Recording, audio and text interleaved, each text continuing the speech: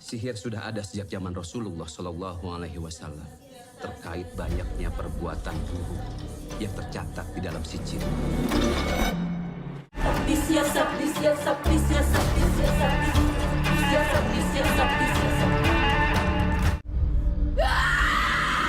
Sediakan pula antara den Everett kalawan den Everett duwe. Allahu Akbar.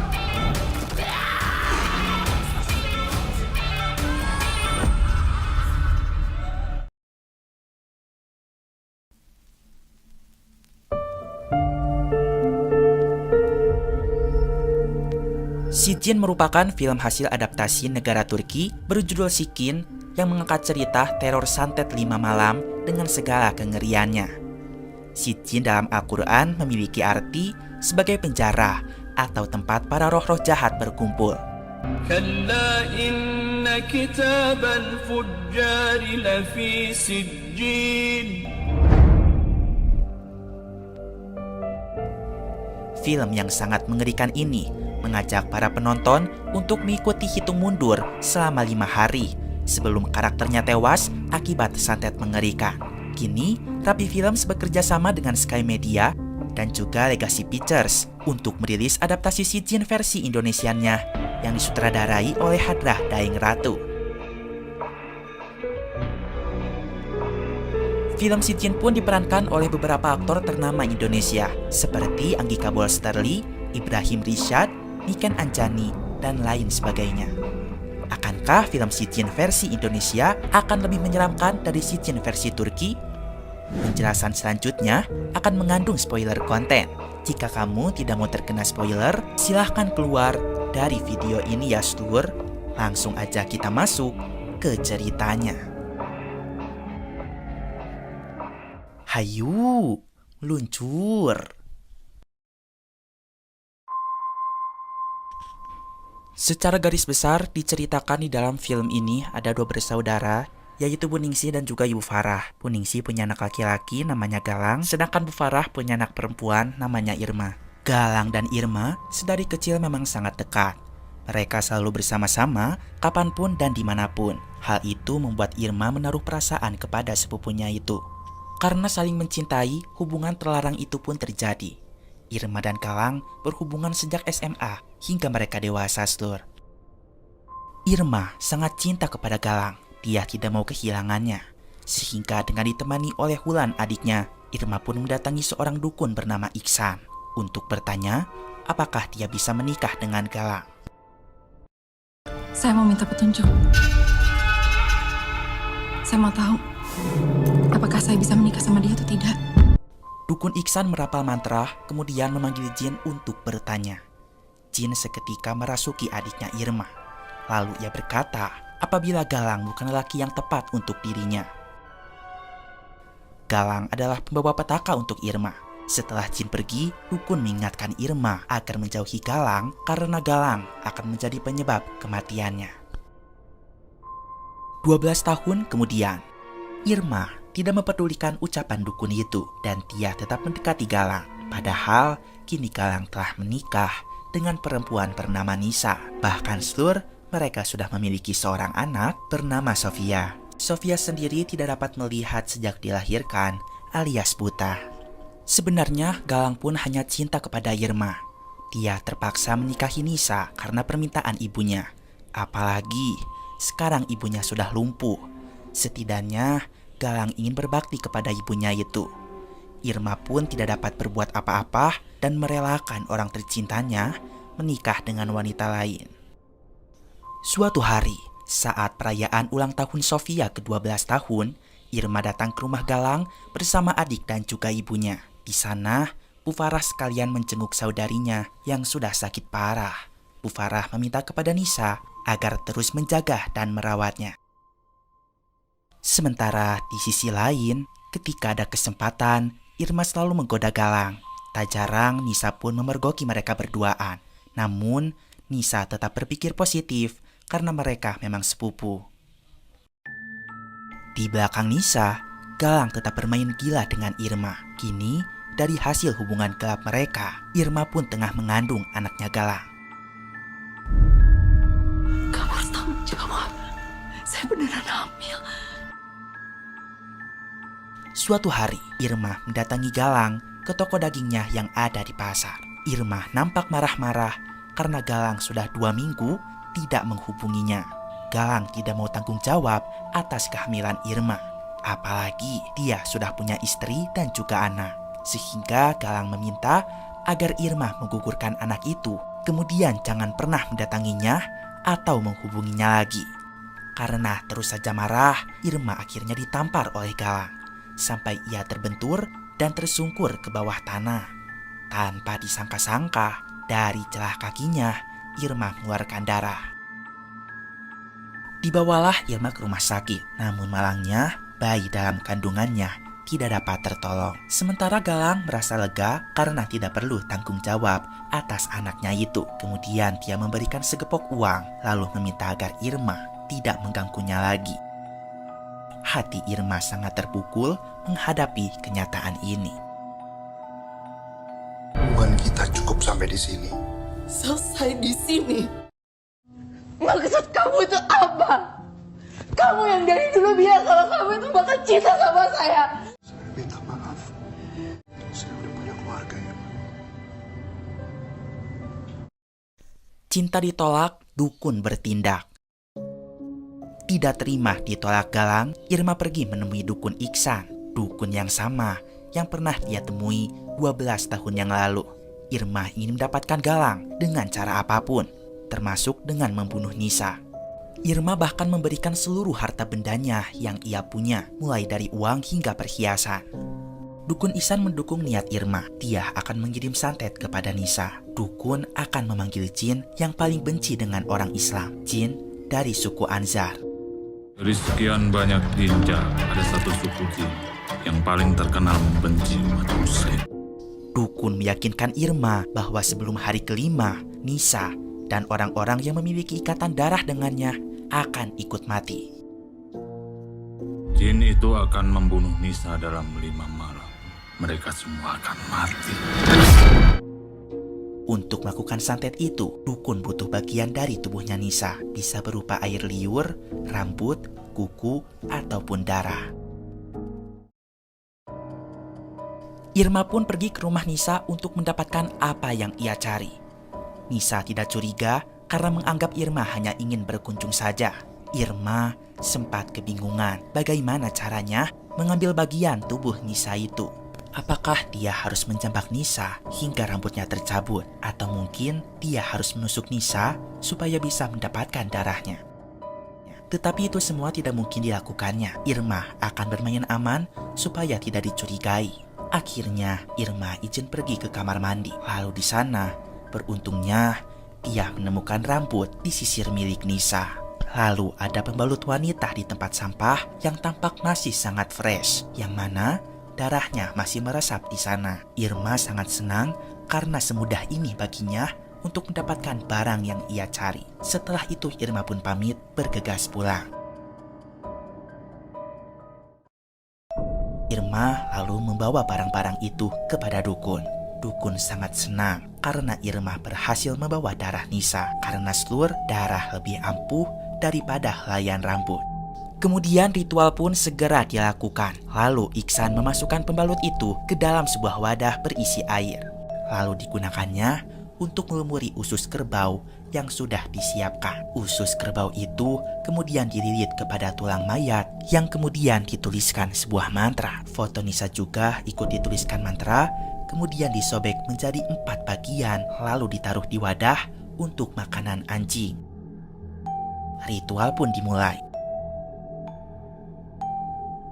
Ruangan itu seketika berguncang hebat, diiringi dengan tulang yang seketika patah, dan itu berarti santetnya telah terkirim. Irma hanya perlu menunggu waktu 5 hari saja sampai Nisa dan seluruh keturunannya mati. Dengan begitu, Galang akan menjadi miliknya sepenuhnya.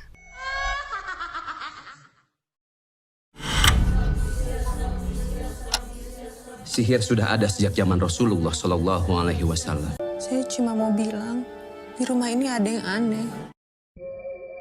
Kemudian, sang jin pun mengabulkan doa mereka. Sejak saat itu, hari-hari berubah menjadi mengerikan untuk Nisa.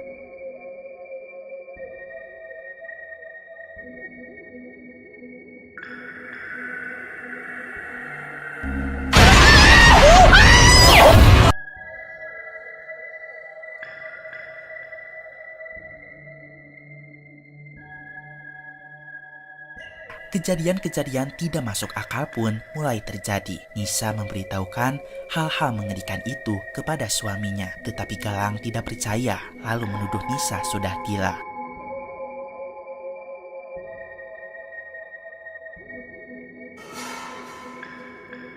Malam banget pulangnya. Saya kerja nih, udah cukup nanyanya. Saya cuma mau bilang, di rumah ini ada yang aneh. Saya nggak ada waktu buat dengerin omong kosong kamu itu. Saya kerja nih, kerja. Udah cukup nanyanya. Puncaknya adalah ketika ibu Galang yang lumpuh tiba-tiba bisa berjalan lagi. Lalu ia bunuh diri dengan menyiram kepalanya dengan air mendidih.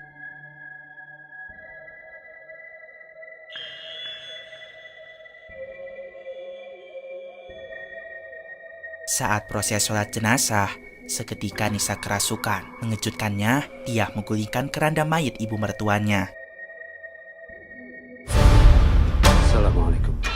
Assalamualaikum warahmatullahi wabarakatuh.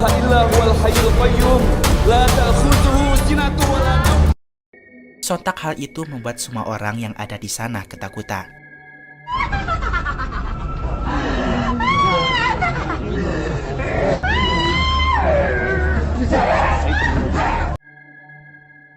Beruntungnya Nisa dapat ditenangkan oleh Pak Ustadz. Teteh udah bukan remaja lagi yang kebawa jatuh cinta terus. Asal kamu tahu ya, ini bukan jatuh cinta biasa lagi. Kamu gak bakal ngerti. Ketegangan terus berlanjut. Galang mengalami gangguan gaib, yang mana dia terbangun di tengah malam karena mendengar suara ramai di lantai bawah. Sihir sudah ada sejak zaman Rasulullah Shallallahu Alaihi Wasallam terkait banyaknya perbuatan buruk yang tercatat di dalam sijil. Terlihat banyak perempuan bermukena sedang membaca mantra Ya Safdis sambil memutarkan kepalanya. Galang yang ketakutan tanpa sengaja tergelincir di anak tangga.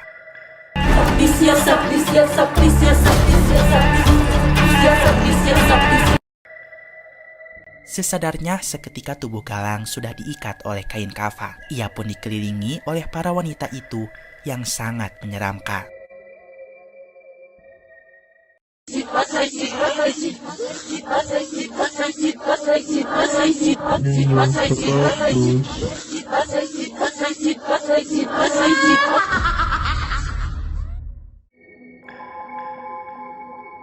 Namun, seketika semua perempuan itu menghilang. Lalu Galang ditemukan oleh Sofia sedang terbaring di ruangan tengah. Galang pun memberitahukan Nisa tentang apa yang dialaminya. Dia mulai percaya dengan hal gaib. Setelah itu dia pergi menemui Ustadz untuk meminta tolong. Saya harus gimana, A? Kamu tidak perlu khawatir. Kamu hanya perlu yakin dan percaya atas kuasa.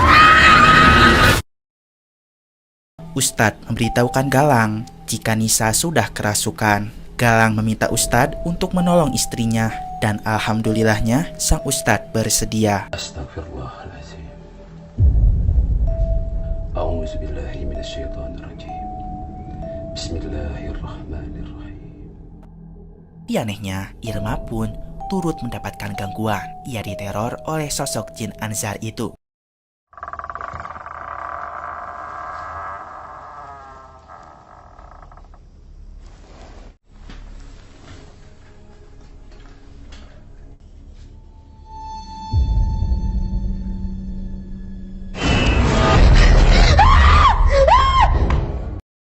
Kemudian, suatu ketika, Irma dan adik perempuannya menemukan ibu mereka sudah kerasukan lalu membuat dapur porak-poranda. Kemudian Bu Farah menelan beling layaknya seperti keripik kaca. Hal itu membuat Bu Farah tewas seketika.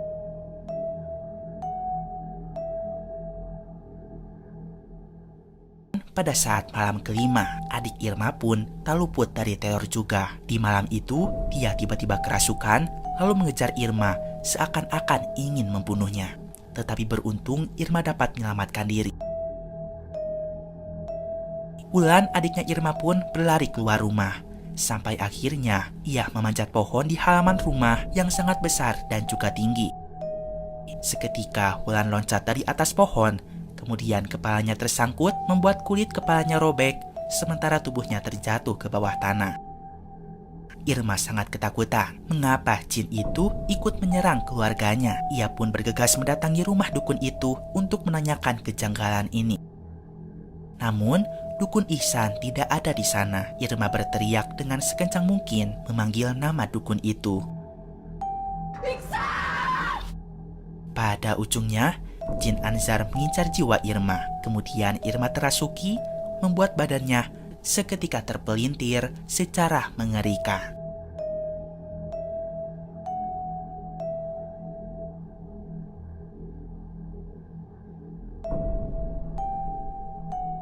Di sisi lain, Ustadz dan para santri segera meruqyah Nisa, tetapi tidak mempan. Nisa menyerang Galang dan akan membunuhnya juga.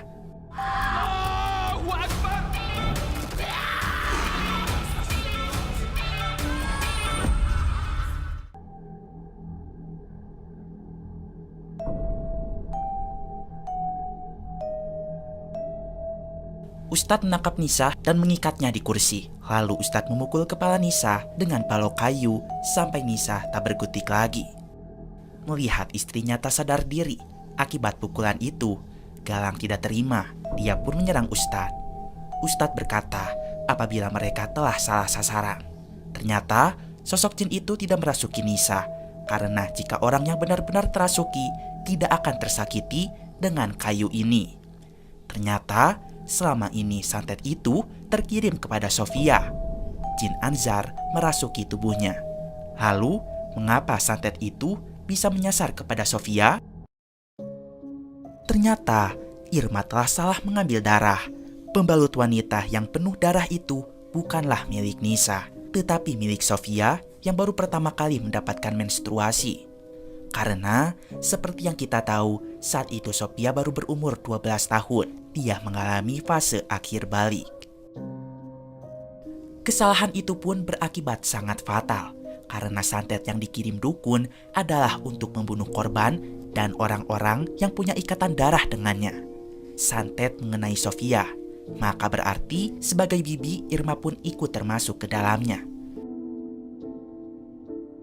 Bersama juga dengan Galang, Nisa, Wulan, hingga Bu Ningsih dan juga Bu Farah. Akhirnya, satu keluarga pun tewas karena santet itu.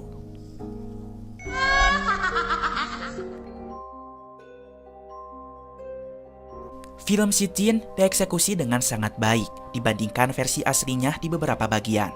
Versi Indonesianya tampil lebih estetik dan pemilihan cast-nya dirasa sangat tepat ketimbang versi Turkinya. Anggika Bulsterli juga tampil sangat luar biasa sebagai tokoh Irma yang sangat terobsesi pada Galang.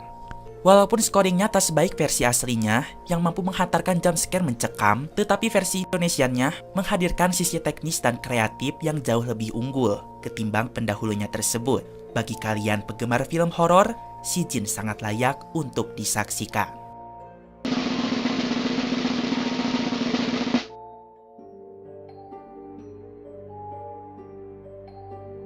Oke seluruh, buruan tonton film Si Jin karena full filmnya lebih seru dan menegangkan daripada yang Mamang ceritakan. Hingga saat ini, film Si Jin telah sukses meraup 1.500.000 penonton. Cukup sampai sini dulu aja video kali ini. Mamang pamit dulu. Keep enjoy and see you.